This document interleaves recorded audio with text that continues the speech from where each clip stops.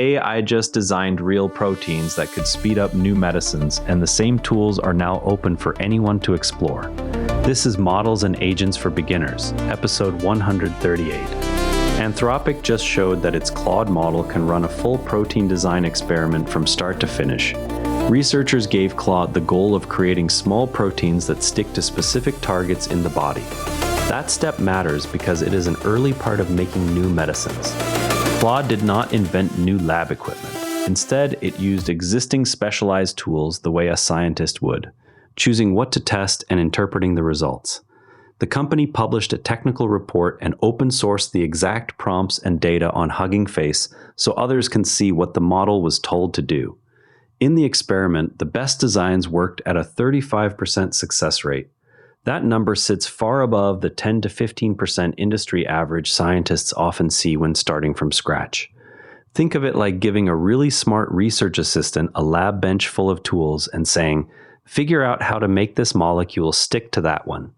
The model suggested designs, the tools ran the tests, and the best ones succeeded more often than usual. Drug discovery normally takes years and costs huge amounts of money. So anything that speeds up the early design stage helps researchers explore more ideas faster. For students thinking about science or medicine careers, this shows how AI is becoming a normal lab partner instead of something separate. One of Anthropic's stated priorities is launching an access program so scientists can use their most capable models. The work is still being checked by humans, and independent review is pending, but the experiment proves the idea works. You cannot run the exact protein experiment at home, but you can explore similar AI science tools. Go to the Hugging Face link in Anthropic's post and look at the open-sourced prompts and data to see what the model was actually told to do. That gives you a direct window into how the instructions shape the results. You know how when you are learning a new game, you try a move, see what happens, and then adjust the next time? That back and forth is basically what reinforcement learning does for AI. First, the model makes a guess or takes an action. Then it gets a score that shows whether the action helped reach the goal or not. Good scores make that choice more likely next time. Bad scores make it less likely. Over thousands of tries, the model gets better at picking moves that work. Now add safety checks. Instead of letting the model keep practicing in the real world, researchers sometimes pause the training. They test the current version in a controlled setting, look for anything risky, and only continue once they are more confident it will not cause problems. That pause is what OpenAI did recently. They stopped the reinforcement learning part of training their newest models for 2 weeks while they added stronger monitoring and security tests. It is like stopping a practice session to fix the equipment and add better rules before anyone gets hurt. The company also introduced stronger workload and network isolation along with continuous security testing. Their largest planned frontier reinforcement learning run remains on hold while smaller scale training and evaluations validate these safeguards. The result is a model that is still improving at its task, but with extra guardrails built in. The process shows that making AI more capable and making it safer can happen at the same time. They just take turns. Replit just launched a free mode powered by GPT 5.6 Luna, so anyone can turn an idea into working software without worrying about costs.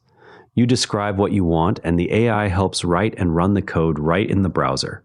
It is perfect if you have ever thought, "I wish there was an app that does this," but did not know how to start.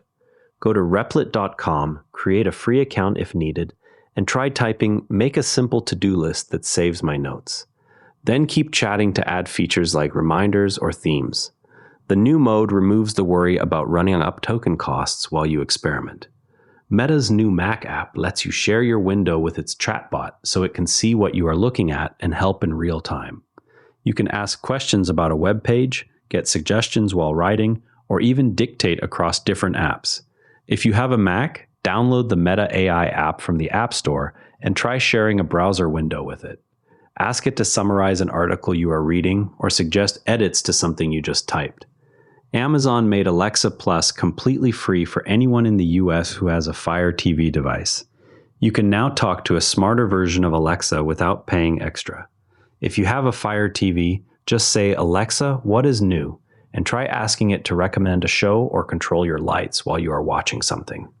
OpenAI hit pause on training its newest models for 2 weeks so it could add stronger security checks and monitoring. It is a reminder that even the biggest labs are slowing down when risks feel too high.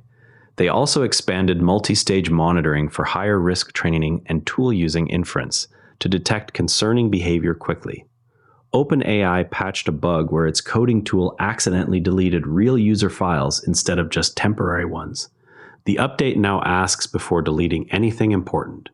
Full access mode can no longer be triggered by accident after the cleanup command was fixed to verify deletion targets first.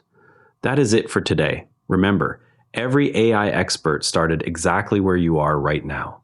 If something we talked about today made you curious, go try it. That is literally how learning works. Stay curious, keep experimenting, and we will see you tomorrow. And if you would rather watch than listen, find us on YouTube at Nara Network. Link is in the show notes. One more thing. If you like today's episode, our sister show, Models and Agents, is worth a spot in your feed. Your daily briefing on AI models and agents. It is one of the Nara Network's daily briefings, all free at naranetwork.com. Live dashboards for TSLA, SpaceX launches, and the investing scoreboard are all at naranetwork.com data. This episode used AI voice synthesis of my voice. Editorial selection and analysis are my own.